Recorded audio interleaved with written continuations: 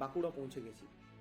বলিউড অভিনেতা প্রাণ এই শহরটি স্থাপন করেন, যার জন্য বাঁকুড়াকে প্রাণের শহর বলা হয়। বাঁকুড়ার মানুষ খুবই গরিব। এখানকার বাড়িগুলিতে আজও টিনের ছাদই দেখতে পাওয়া যায়। কিছু কিছু মানুষের অবস্থা এতটাই খারাপ যে তারা টিনের ছাদটুকু শেষ করে উঠতে পারেনি। কোথাও আবার মাথার উপরে ছাদটি তৈরি করলেও বাড়ির দেওয়াল করে উঠতে পারেনি মানুষ।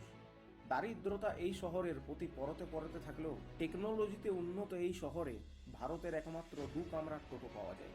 বাঁকুড়া স্টেশনের প্ল্যাটফর্মের ধারে কয়েকটি মালগাড়ির ডাব্বা দেখতে পেলাম, যেগুলি ঘুরতে ঘুরতে একটি স্কুলে এসে পৌঁছায়, কিন্তু রবিবার থাকায় সেখানে শিক্ষক বা ছাত্র কেউই আসেনি। রাস্তার ধারে গড়ে ওঠা বাঁকুড়া চিড়িয়াখানাতে বিশ্বের সব থেকে বড় ময়ূর পাওয়া যায়। ভারতের একমাত্র চিড়িয়াখানা যেখানে ক্যাঙ্গারুও পাওয়া যায়। প্রাণীদের মধ্যে ভেদাভেদ না করে এই চিড়িয়াখানাতে ছাগলকেও জায়গা দেওয়া হয়েছে। একটি নারকেল গাছে হেলান দিয়ে একটি হাতি দাঁড়িয়েছিল। বারবার ডাকার পরও সে যখন সাড়া দিল না, বুঝলাম সেটি ঘুমাচ্ছে। বাঁকুড়াতে সময় কাটানোর একটি ভালো জায়গার খোঁজ করার কথা জিজ্ঞেস করায় এক ব্যক্তি আমাকে রাস্তা দেখিয়ে দেয়।